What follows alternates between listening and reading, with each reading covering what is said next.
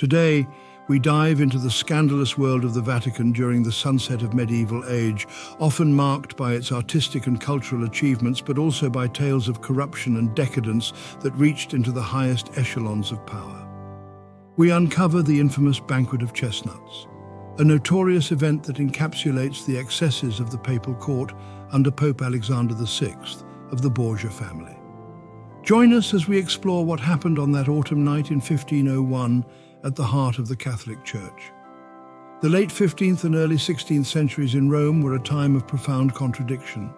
On one hand, the city was a beacon of the Renaissance, bustling with artistic fervor thanks to figures like Michelangelo and Raphael. On the other, it was the stage for political machinations and moral contradictions, especially within the Vatican, where the Borgia family had risen to prominence. Rodrigo Borgia, who ascended to the papal throne as Alexander VI in 1492, was notorious for his manipulation and nepotism, empowering his children, Cesare and Lucrezia, to wield considerable influence. The event that came to symbolize the decadence of Alexander's papacy most vividly was the Banquet of Chestnuts, also known as the Ballet of Chestnuts. Hosted by Cesare Borgia, the Pope's son, the banquet was held on October 30th, 1501, in the Papal Palace.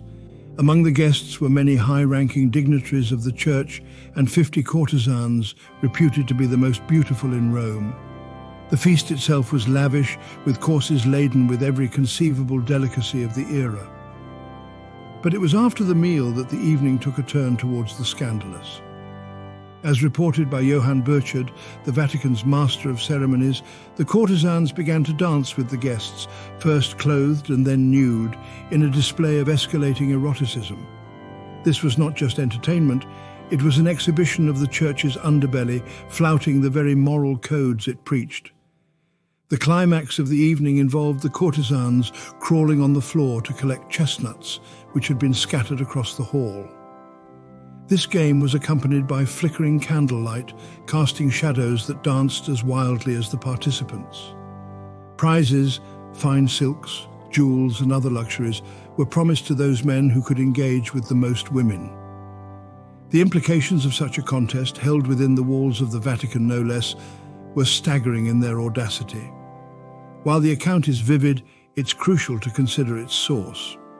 Burchard's diary is one of the few detailed contemporaneous records of Vatican activities, yet given the political context, where the Borgias had many enemies, some historians caution that these events might be exaggerated or even fabricated. However, the very existence of such tales reveals the level of corruption that many believed characterized the Borgia papacy. The Banquet of Chestnuts has endured in historical memory as a symbol of the debauchery that the Borgias allegedly indulged in. It stains the legacy of the Renaissance papacy, suggesting that beneath the era's veneer of religious and cultural reawakening lurked a world rife with moral decay.